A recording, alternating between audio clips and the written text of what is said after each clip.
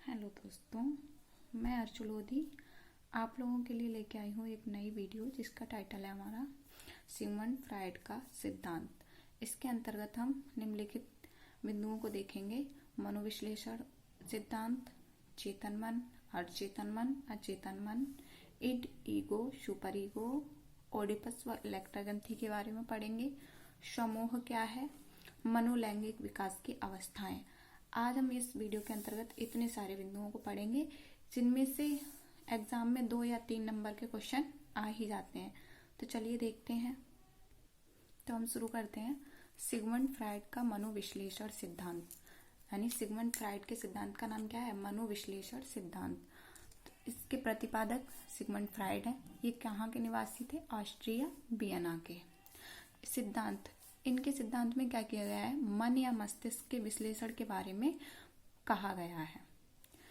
इस सिद्धांत के अंतर्गत मन के 3 स्तर बताए हैं। जो सिगमंड फ्रायड जी हैं, इन्होंने मन के 3 स्तर बताए हैं जो इस प्रकार हैं। इन्होंने बताया मन के 3 स्तर। उसमें चेतन मन, यानी जो मन का 10% होता है या 1/10 भाग होता है। अर्धचेतन मन, जो इन दोनों के बीच की अवस्था होती है, वो अर्धचेतन मन होता है। अचेतन मन, ये मस्तिष्क में 90% पाया जाता है, यानी 9/10 भाग। फ्रायड ने मन की तुलना बर्फ से की है, क्योंकि जब हम बर्फ को पानी में डालते हैं तो क्या होता है, उसका जो 90% भाग होता है वो पानी के अंदर होता है तथा 10% भाग पानी के ऊपर रहता है। तो इन्होंने मन की तुलना बर्फ से की है, यानी जो 10% भाग होता है वो होता है हमारा चेतन मन, और जो 90% भाग होता है, जो पानी के अंदर वाला भाग होता है, वो रहता है अर्धचेतन मन। तो आइए देखते हैं क्या है चेतन और अर्धचेतन, अचेतन मन। चेतन मन जो होता है वो 10% भाग होता है या 1/10 भाग होता है, यानी 10% या 1/10 भाग। इसके अंतर्गत क्या होता है? मस्तिष्क की जागृत अवस्था होती है, यानी ये जागृत अवस्था होती है। जो चीज होती है उस पर हम लोगों का ध्यान रहता है। यह वर्तमान से संबंधित है। कोई काम जो हम कर रहे हैं वो चेतन मन के द्वारा करते हैं। इसमें व्यक्ति तुरंत उत्तर दे सकता है, यानी कि अगर आपसे अभी कोई पूछे आप क्या कर रहे हो तो आप बता दोगे। हम सिगमंड फ्रायड का सिद्धांत पढ़ रहे हैं। तो ये हो गया हमारा चेतन मन, यानी व्यक्ति क्या होता है, एकदम प्रेजेंट रहता है माइंड से और तुरंत आंसर देता है, तो इसे कहते हैं हम चेतन मन। अगला है हमारा अर्धचेतन मन। अर्धचेतन मन क्या होता है? चेतन व अचेतन मन के बीच की अवस्था है। इसमें हमें तुरंत ज्ञान नहीं होता, परंतु जब मन पर ज्यादा जोर दिया जाए तो चीजें याद आ जाती हैं। जैसे कोई भी चीज है जो हमें कुछ दिन पहले हमने पढ़ा था या देखा था, तो अगर हम लोग माइंड पे जोर दें तो हमें वो फिर से याद आ जाती है, लेकिन तुरंत पूछने पर वो चीज याद नहीं होती है। जैसे मान लो कि कोई पूछे कोविड-19 कब शुरू हुआ, तो पहले तो हमें एकदम से एग्जैक्ट आंसर अगर हमें पता होगा तो हम दे सकते हैं, लेकिन अगर नहीं याद आ रहा है तो हम कुछ देर सोचेंगे फिर बता देंगे। तो ये हुआ अर्धचेतन मन। अगला है अचेतन मन, जो 90% होता है या 9/10 भाग होता है। इसके अंतर्गत क्या होता है? कटु अनुभूतियां, दुखद बातों व अतृप्त इच्छाओं का भंडार होता है। ये क्या होता है? अतृप्त इच्छाओं का भंडार होता है, यानी जो पूरी नहीं हो सकती। जैसे हम कई सारी बातें दिन में सोचते हैं तो उनको हम फॉलो कितना करते हैं, यानी चेतन मन के बराबर फॉलो करते हैं। जैसे 100% चीजें हमने आज हम ये करेंगे वो करेंगे, फिर क्या हो पाता है कि 10% ही पूरी हो पाती हैं। तो वो सारी चीजें जो हम कल्पनाएं बनाते रहते हैं कि ये करना है वो करना है ऐसे पढ़ना है, वो सब अचेतन मन के अंतर्गत आता है। इसमें भी बातें होती हैं जो हम भूल चुके होते हैं। इसके अंतर्गत भी बातें भी होती हैं जो हमारे साथ पहले हो चुकी होती हैं और हम बिल्कुल भूल चुके होते हैं, वो चीजें भी इसी के अंतर्गत आती हैं, और जो कि क्या होता है, हमारे याद करने पर भी याद नहीं आती हैं। तो ये है हमारा अर्धचेतन मन।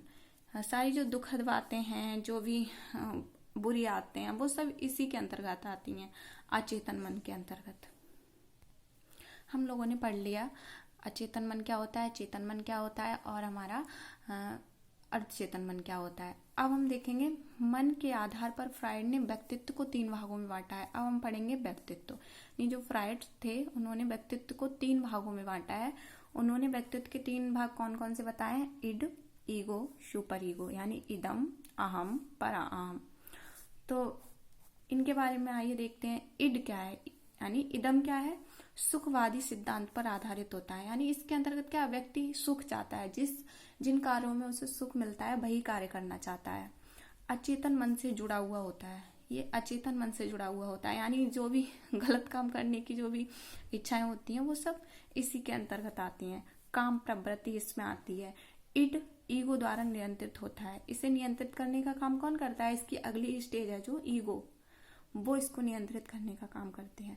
अनैतिक व अपराधी इच्छाओं का भंडार होता है। अभी बताया मैंने, जो भी गलत कामों का जो भी विचार आते हैं मन में वो सब इदम के अंतर्गत आते हैं। यह अवस्था व्यक्ति को कुछ समायोजित कर सकती है, यानी जब व्यक्ति के अंतर्गत ज्यादा अनैतिक चीजें आएंगी, अपराधी इच्छाएं आएंगी, तो फिर क्या हो जाएगा, वो कुछ समायोजित भी हो सकता है अगर इसकी अधिकता होगी तो ये था इदम। यहाँ से बहुत ज्यादा क्वेश्चन पूछे जाते हैं, हमेशा एग्जाम में 1-2 क्वेश्चन देखने को मिल जाता है इदम, अहम जो है और पराहम से। तो आइए अगला देखते हैं, अहम क्या है। सेकंड नंबर है हमारा ईगो यानी अहम। अहम क्या होता है? वास्तविकता पर आधारित अवस्था है। इसमें रियलिटी होती है, जो भी है वो रियल है। इड व सुपर ईगो के बीच संतुलन का कार्य करता है। इसका काम क्या है? ये जो इड होता है यानी इदम होता है और जो सुपर ईगो होता है उसके बीच संतुलन का कार्य करता है। इसका संबंध अचेतन मन से है, यानी जो अचेतन मन है वो अचेतन और चेतन मन के बीच की अवस्था है। उसी प्रकार जो ये अहम है वो इड और सुपर ईगो के बीच की अवस्था है, यानी उन दोनों में संतुलन का कार्य करता है। इसमें उचित अनुचित का ज्ञान होता है। इसके अंतर्गत क्या होता है? उचित अनुचित का ज्ञान होता है। जैसे अगर किसी व्यक्ति की चोरी करने की इच्छा होती है तो वो तो होती है इद से, यानी इदम के अंतर्गत वो सोचेगा लाओ चोरी कर लूं। लेकिन जो अहम है वो कहेगा नहीं, चोरी करना गलत है, लेकिन वो क्लियर नहीं कह पाएगा कि चोरी एक जैसे कहते हैं ना, एक मन कह रहा है करूं ऐसा काम ना करूं, तो वो चीज ईगो के अंतर्गत है। इसमें दोनों प्रकार की इच्छाएं आएंगी कि ये काम कर लो सही है, फिर ये गलत है। तो इस चोरी करने वाला इदम के अंतर्गत सोचेगा कि करूं ना करूं, तो वो चीज इसके अंतर्गत आती है। अगला है सुपर ईगो यानी पराअहम। पराअहम क्या है? यह आदर्शवादी सिद्धांत है। यह एकदम आदर्शवादी है, इसके अंतर्गत कुछ गलत हो ही नहीं सकता। इद तथा ईगो पर नियंत्रण का कार्य करता है, ये दोनों पे नियंत्रण करता है।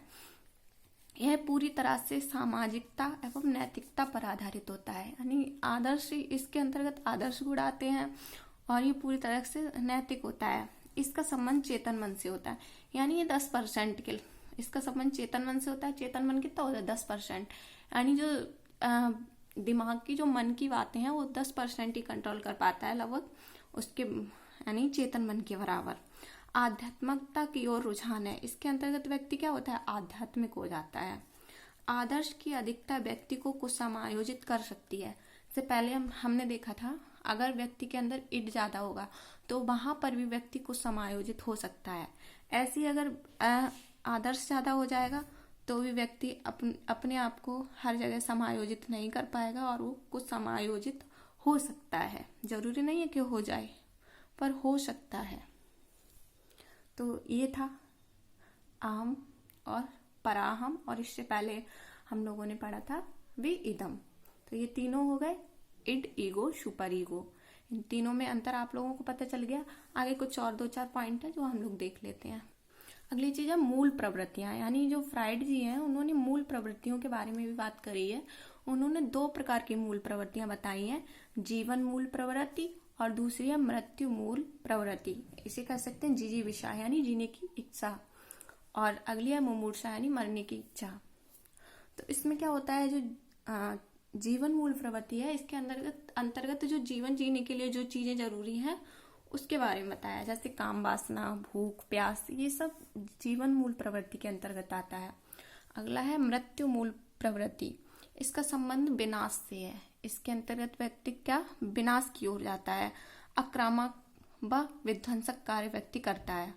और इसको जो मुमूर्षा है यानी मृत्यु मूल प्रवृत्ति है, इसको फ्राइड ने थैनाटोस भी कहा है। अगला पॉइंट है हमारा ऑडिपस ग्रंथि, जिसके बारे में फ्राइड जी ने कहा है कि जो ऑडिपस ग्रंथि होती है वो लड़कों में पाई जाती है, और लड़कों में पाई जाती है जिसके कारण वे माता से अधिक प्यार करते हैं। आप लोगों ने देखा होगा कि जो लड़के होते हैं उनका माता के प्रति ज्यादा स्नेह होता है, पिता के प्रति कम होता है। और जो इलेक्ट्रा ग्रंथि होती है वो लड़कियों में पाई जाती है, और जिसके कारण वे अपने पिता से अधिक प्यार करती हैं। यानी लड़कियां क्या करती हैं, अपने पिता से अधिक प्यार करती हैं, लेकिन जो लड़के होते हैं वो अपने माता से ज़्यादा प्यार करते हैं। तो ऐसे क्वेश्चन बन सकता है कि ओडिपस ग्रंथि किस में पाई जाती है, तो वो लड़कों में पाई जाती है, और ओडिपस ग्रंथि के कारण ही लड़के अपनी माता से अधिक प्यार करते हैं। अगला है इलेक्ट्रा ग्रंथि, जो कि पाई जाती है लड़कियों में, और जिसके कारण लड़कियां हैं वो अपने पिता से अधिक प्यार करती हैं। अगला पॉइंट है हमारा समूह, यानी इसे कह सकते हैं निर्सिज्म। इससे क्या होता है, अपने आप में जो व्यक्ति है वो जिस व्यक्ति में समूह पाया जाता है वो क्या कहता है, अपने आप में मस्त रहता है, खुद से प्यार करता है वो, और किसी से प्यार नहीं करता है। यानी स्वयं में मस्त रहने वाला और अपने आप से प्यार करने वाला। तो ये देख लिया हमने ओडिपस, इलेक्ट्रा, समूह। आगे हम देखेंगे मनोलैंगिक विकास की अवस्थाएं। फ्राइड ने व्यक्तित्व संबंधी विचारों को मनोलैंगिक विकास का सिद्धांत भी कहा जाता है। यानी फ्राइड के जो व्यक्तित्व संबंधी विचार हैं उनको क्या कहा जाता है, मनोलैंगिक विकास का सिद्धांत। इसे इन्होंने 5 अवस्थाओं में बांटा है, जो इस प्रकार है। तो इन्होंने जो मनोलैंगिक विकास का सिद्धांत है इसको इन्होंने 5 अवस्थाओं में बांटा है, जिनमें पहली अवस्था है मौखिक अवस्था, जो रहती है जन्म से 1 वर्ष तक।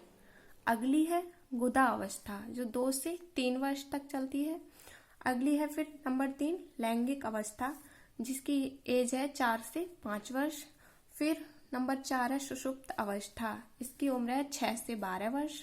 और लास्ट है जो 5 नंबर है हमारा जननी अवस्था, जिसकी एज है 12 से 20 वर्ष। तो ये थी अवस्थाएं। आज की वीडियो में बस इतना ही। आगे मिलते हैं एक नई वीडियो के साथ। लाइक करना मत भूलिए, आप लोग लाइक नहीं करते हैं। और अगर चैनल पे नए हैं तो सब्सक्राइब करें। धन्यवाद।